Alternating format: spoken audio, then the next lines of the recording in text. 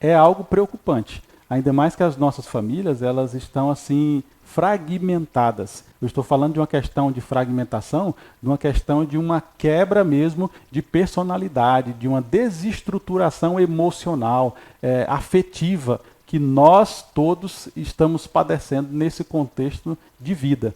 Só pegar assim o gatilho, a causa, a partir da Revolução Industrial, aonde a ausência da figura paterna no seio familiar começou ali o germinar de uma desestruturação na questão da constituição da personalidade, do indivíduo, da pessoa. Então veja, e o contexto hoje coloca as pessoas mais distantes. Existe uma falsa aproximação causada pelas redes sociais. Eu estou em contato com dezenas de familiares, amigos, através do digital, da rede social. Mas isso pode ser uma realidade fictícia, um factoide, uma ilusão, porque o mundo digital, que é o mundo ideal, ele nunca vai suprir o mundo real, o olho no olho, o tete a tete. Então nós precisamos salvaguardar as devidas proporções. Nós estamos falando de algo fantástico que é essa revolução digital e a educação digital, mas não podemos jamais esquecer a dimensão humana, essa dimensão afetiva que exige essa proximidade aqui de estar do ser humano. Isso é uma necessidade. Uma vida saudável, afetivamente, emocionalmente, psicologicamente, ela precisa ter esse contato. Ela precisa ter esse contato. Sabe por quê? Uma palavra que inclusive está nas dissertações de mestrado, nas teses de doutorado, que vai lá no finalzinho, que chama-se referenciais. Na vida você precisa ter referenciais. E os seus primeiros referenciais, a primeira referência de pessoa é o seu pai e a sua mãe. Então, as pessoas que estão ao seu redor é o primeiro símbolo de referência para a construção de uma personalidade, para a construção de uma vida. Então, é muito importante. É um tema bacana, tem muita coisa para se falar, a gente acaba se empolgando, né?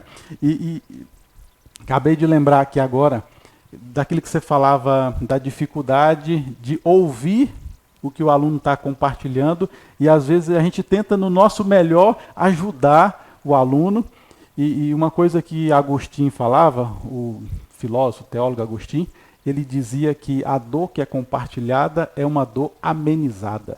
Então fica para você, professor, professora, que se identificou com essa nossa realidade aqui agora, a dor que é compartilhada é uma dor amenizada. Sim, o seu trabalho ele tem um efeito extraordinário na vida dos seus alunos. Ainda que você não perceba, mas o tempo há de revelar.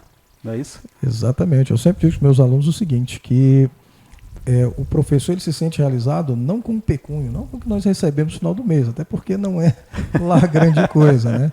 Mas sim, quando você encontra um aluno 5, 10 anos depois, eu que dou aula no ensino médio, fala, professor, eu formei e aquilo que o senhor me falou estava na faculdade, eu caí no vestibular, hoje eu sou médico, eu sou advogado, eu sou professor também. Então, eu já tive algumas realizações profissionais. Quando uma vez eu estava no Facebook, um aluno mandou uma mensagem para mim, falou assim, professor, olha, aquela palavra que o senhor disse uma vez na sala de aula mudou a minha vida, eu tive outro pensamento e hoje eu sou outra pessoa. Poxa, isso para um professor é muito gratificante.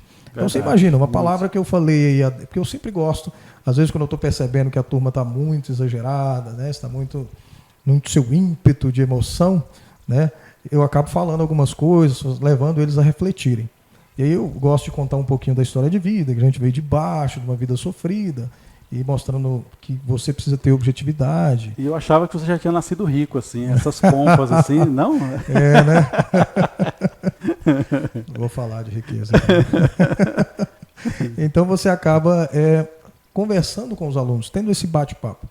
E quando eu consigo tocar em um aluno de 40, de 50, você consegue impactar a vida dele com que ele mude aquela forma de pensar, para mim é uma realização. E creio eu que para vários outros colegas de profissão também seja uma realização. Eu não vou ser hipócrita aqui e dizer para vocês, não, a gente trabalha por amor, sem fins lucrativos. Não, isso não existe. Né? A gente não trabalha por filantropia, mas uma das nossas realizações é o nosso aluno vencer na vida. E aí eu sempre digo para eles, olha, a minha mãe só me ensinou que eu deveria estudar para mudar de vida. Como eu só sabia estudar, eu não ia roubar. Ninguém me ensinou isso. E é aquela referência que você cita. Eu não tinha esse tipo de exemplo dentro de casa. Então, como ela me ensinou a estudar, eu fiz o que eu pude e o que eu não pude em questão de trabalhar, de passar fome, para poder vencer na vida através do estudo. E graças a Deus eu tive sucesso e ainda estou buscando cada vez mais realizações, porque a vida ela só tem sentido se você tiver objetivos a serem alcançados. Verdade. Então, para mim, é uma realização quando eu tenho esse feedback dos alunos. Então, eu sempre digo isso a eles, eu tenho alguns alunos que me reportam, dão de volta, né? Eles falam, professor, muito obrigado pela palavra, foi muito bom, olha, eu formei, aquilo que o senhor explicou caiu no vestibular, aquilo que o senhor explicou eu vi na faculdade.